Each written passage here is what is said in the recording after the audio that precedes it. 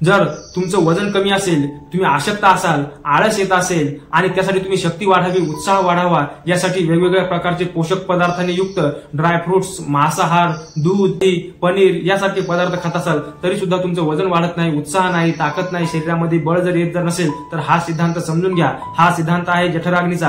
तुम्ही काय खाता यापेक्षा तुम्ही किती पचवता याला जास्त महत्व आहे। आयुर्वेद सांगतो की ज्याचा जठराग्नी हा समस्थितीमध्ये आहे, म्हणजे ज्याला योग्य वेळी भूक लागते आणि खाल्लेला प्रत्येक पदार्थ ज्याचं पोट पचवते, त्याला अत्यंत साध्यात साधा शिळी भाकर जरी खाली तरी सुद्धा ते त्यांच्याकरता पोषक आहाराचंच काम करते। उदाहरणार्थ तुम्ही कामगार, मजूर लोक बघत असाल, त्यांचा इतका मोठ्या लोकांसारखा काही पोषक आहार नसते तरी सुद्धा त्यांचं शरीर हे पूर्णपणे भरलेलं असते। त्यांच्या शरीरामध्ये उत्साह असतो, बळ असतो, शक्ती असते।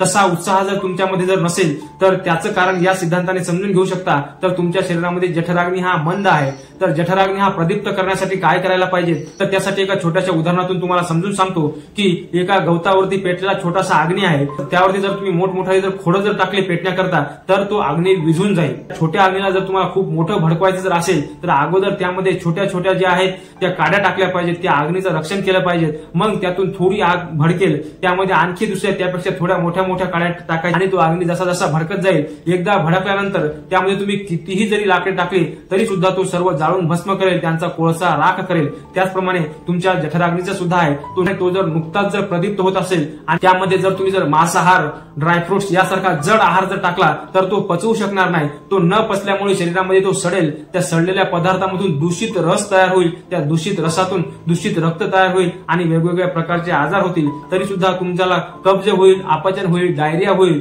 आणि तुमचं पोट पूर्णपणे डिस्टर्ब होईल। तर त्यावरती उपाय सांगत आहे आयुर्वेदामध्ये ताकाला बल्य रसायन सांगितलेलं आहे।